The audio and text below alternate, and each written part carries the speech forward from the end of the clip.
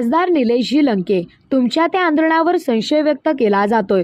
तुम्हाला पुन्हा एकदा अवैध धंद्यावाल्यांना आश्रय देणाऱ्या काही पोलीस अधिकाऱ्यांच्या विरोधात दंड थोपटून रिंगणात उतरावं लागणार. अहमदनगर दक्षिण लोकसभा खासदार निलेश लंके म्हणाले होते की मी तर साधा माणूस, मी तर फकीर, माझ्याकडे काहीच नाही. मी लोकांसाठी काम करतो, लोकांमध्ये राहतो, लोकांचा माझ्यावर विश्वास आहे, अशी स्वतःबद्दल ओळख करून देणारे कोरोना महामारीच्या काळात अक्षरशः कोरोनाग्रस्त रुग्णांसमवेत रमणारे, आमदार झाल्यानंतर मंत्रालयात देखील जमिनीवरच झोपणारे नगर दक्षिणचे खासदार निलेश लंके यांनी नगर जिल्ह्यातले अवैध धंदे आणि त्यातून होणारे कलेक्शन, त्याचप्रमाणे पोलीस अधिकाऱ्यांच्या कार्यपद्धतीवर नाराजी मात्र व्यक्त करत SP ऑफिससमोर भव्य दिव्य आंदोलन केलं होतं. मात्र खासदार लंकेंचं ते आता आंदोलनात संशयाच्या भोवऱ्यात सापडलं आहे. त्यामुळे खासदार लंके यांना या बातमीच्या माध्यमातून जाहीर आवाहन करावंसं वाटतं की तुमच्या त्या आंदोलनावर संशय व्यक्त केला जातोय, आता तरी व्यक्त व्हा. अनेक वर्तमानपत्रांमध्ये ठळक मथळात आणि आकर्षक अशा फॉन्टमध्ये खासदार लंके यांच्या त्या आंदोलनावर संशय व्यक्त करणाऱ्या बातम्या प्रकाशित झाल्या. मात्र तरीही खासदार लंके यांच्याकडून याविषयी कुठल्याही प्रकारचं स्पष्टीकरण आलेलं नाही.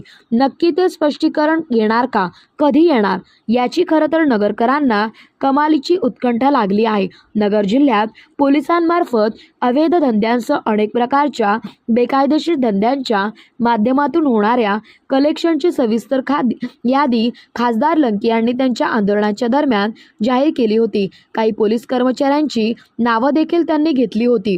त्यानंतर SP राकेश ओला यांनी काही पोलीस कर्मचाऱ्यांच्या बदल्या देखील केल्या. अर्थात अद्यापही काही हजर झालेले नाहीत. वरिष्ठांनी त्यांना सोडलेलं नाही, ही वस्तुस्थिती आहे. नगर जिल्ह्यातले अवैध धंदे खरंच बंद झालेत का?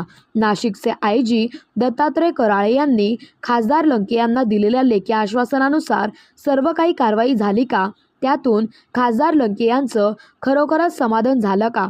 त्यांचं समाधान नसेल झालं तर ते पुन्हा आंदोलन करणार का? आता तर पुन्हा एकदा अहमदनगर जिल्ह्यातील शहरात प्रत्येक तालुक्यात MIDC नवनागापूर, नागापूरमध्ये मटका, बिंगो, अवैध वाळू तस्करी, विनापरवाना देशी दारू विक्री, गौहत्या, गोमांस विक्री असे सारे अवैध धंदे खुलेआम सुरू होते. काहींनी अवैध धंदे बंद केले होते, ते धंदे पुन्हा एकदा चालू झाले आहेत.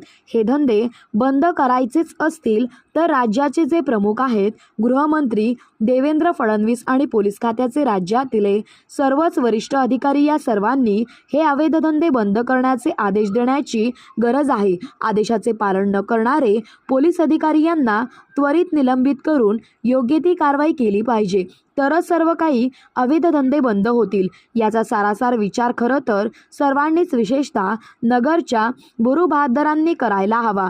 खासदार लंके साहेब आता बोलाच. राजकीय व्यक्तीवर आरोप प्रत्यारोप होत असतात. अशा व्यक्ती सार्वजनिक जीवनात वावरत असल्यानं हे स्वाभाविकच आहे. नगर दक्षिणचे खासदार निलेश लंके सुद्धा याला अपवाद नाहीत. मात्र या आरोप प्रत्यारोपांचे खंडन वेळच्या वेळी झालं नाही तर ज्यांच्यावर आरोप केला जातो त्या व्यक्तीच्या कार्यपद्धतीबद्दल संशय आणखी वाढत जातो.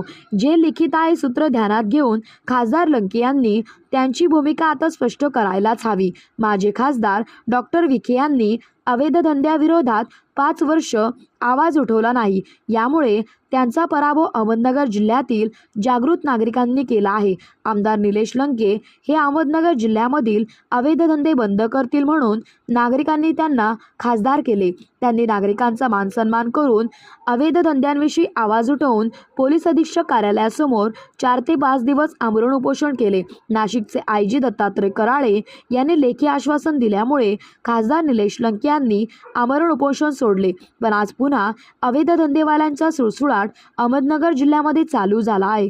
त्यामुळे नागरिकांच्या चर्चा चालू झाल्या आहेत की खासदार निलेश लंके हे पोलिसांकडून सेटलमेंट झाले आहे काय?